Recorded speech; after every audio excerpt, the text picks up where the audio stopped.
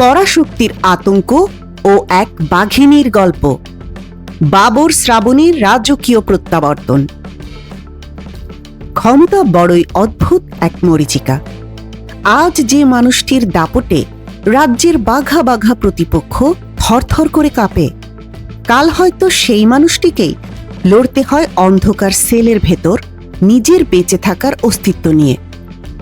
বাংলাদেশের রাজনৈতিক ইতিহাসে এমন অনেক নেত্রীর কথা আমরা জানি, যারা চরম অবজ্ঞা আর বঞ্চনা সয়েও ফিরে এসেছেন স্বমহিমায়।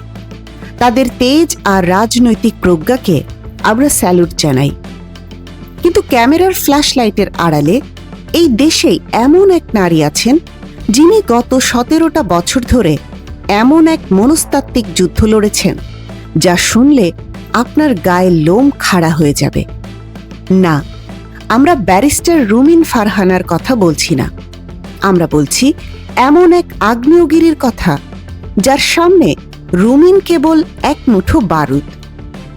মনে করুন, আপনার স্বামীর মাথার উপর ঝুলছে ফাঁসির দড়ি।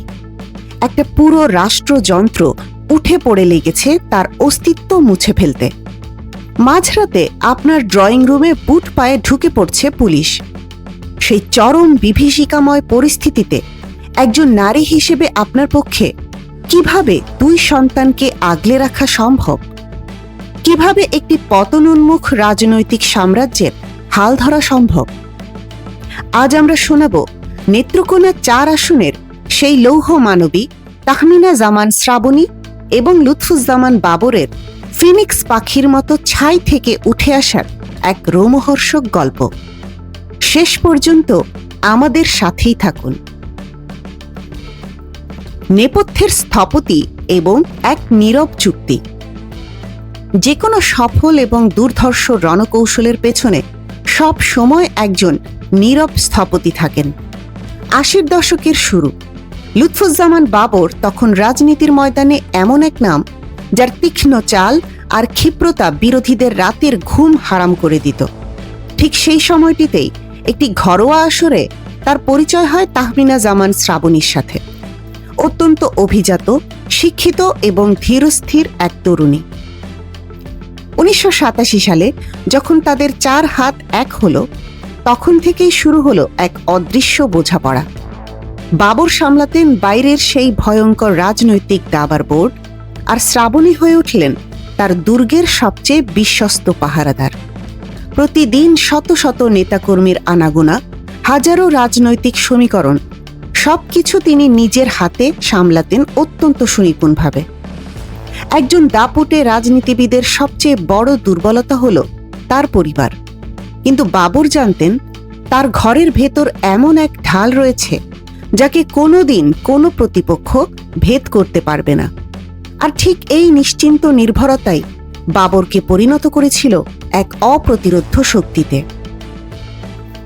কাল রাতের শুরু এবং রাষ্ট্রযন্ত্রের সাইকোলজিক্যাল গেম। কিন্তু ইতিহাসের চাকা সবসময় একমুখী ঘোরে না। 2007 সাল। দেশের রাজনীতিতে আছড়ে পড়ল এক প্রলয়ঙ্করী সুনামি। গ্রেফতার হলেন লুৎফুজ্জামান বাবর। যারা এতদিন বাবরের দাপটে তটস্থ ছিল, তারা উল্লাসে মেতে উঠল। প্রশাসনের হিসাব খুব সহজ ছিল।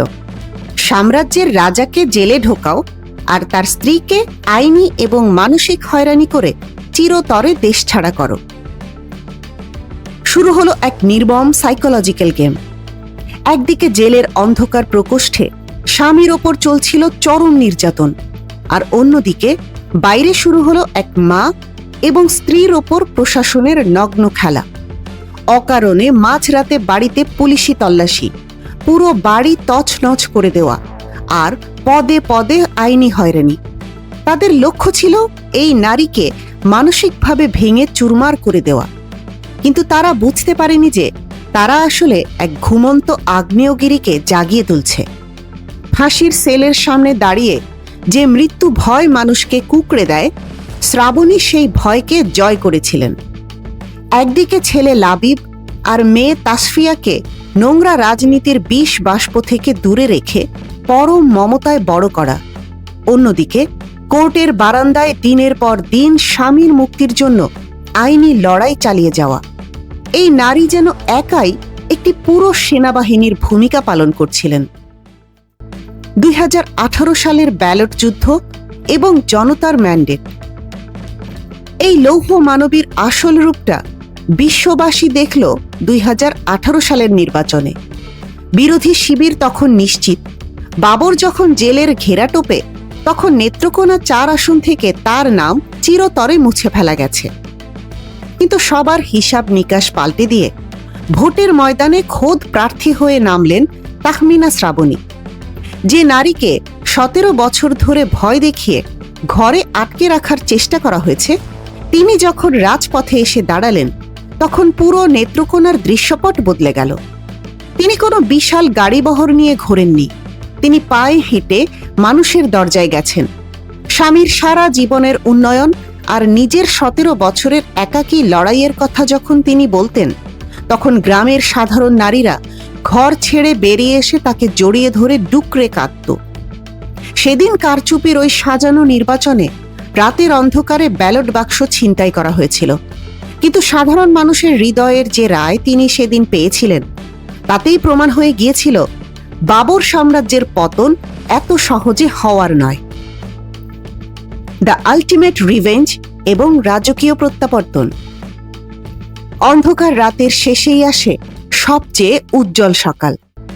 2024 সালের ঐতিহাসিক গণ অভ্যুত্থানের পর 2025 সালের জানুয়ারিতে যখন জেলের তালা ভেঙে লুৎফুজ্জামান বাবর মুক্ত বাতাসে বেরিয়ে এলেন, তখন পুরো দেশ যেন এক নতুন ইতিহাসের সাক্ষী হল। 17 বছরের বন্দিদশা তাকে এক বিন্দুও গলাতে পারেনি, বরং তিনি যেন ফিরে এলেন এক ক্ষুধার্ত বাঘের মতো। আর এর চূড়ান্ত পরিণতি দেখল পুরো দেশ 2026 সালের নির্বাচনে।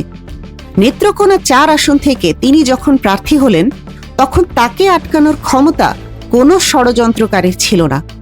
সমস্ত হিসাব চুকিয়ে 1,21,042 ভোটের এক অবিশ্বাস্য ও বিশাল ব্যবধানে তিনি ছিনিয়ে আনলেন তার হারানো সাম্রাজ্য।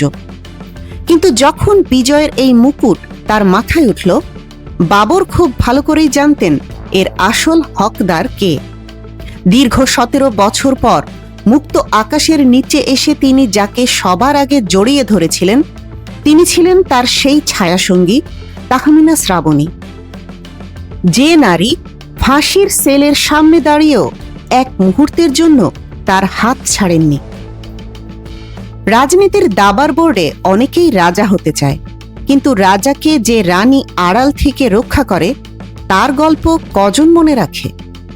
লুৎফুজ্জামান বাবর হয়তো আন্তর্জাতিক ভূ রাজনীতিতে পরাশক্তিদের জন্য এক চরম আতঙ্কের নাম, কিন্তু দিন শেষে তার সবচেয়ে বড় পরিচয় তিনি তাহমিনা জামান শ্রাবণীর স্বামী। 17 বছরের জেল জুলুম যে জুটিকে ভাঙতে পারেনি, তারা এখন নতুন করে কি ইতিহাস রচনা করেন, সেদিকেই তাকিয়ে আছে পুরো দেশ। বাংলাদেশের রাজনীতির এমন সব অজানা অধ্যায়, রোমাঞ্চকর ইতিহাস এবং খবরের পেছনের আসল বিশ্লেষণ সবার আগে পেতে চোখ রাখুন আমাদের চ্যানেলে। এতক্ষণ দেখছিলেন ইকো অফ বাংলাদেশ। প্রতিদিনের এমন নিউজ আপডেট পেতে সাবস্ক্রাইব করুন আমাদের চ্যানেল, সেই সাথে অন করে রাখুন বেল আইকন।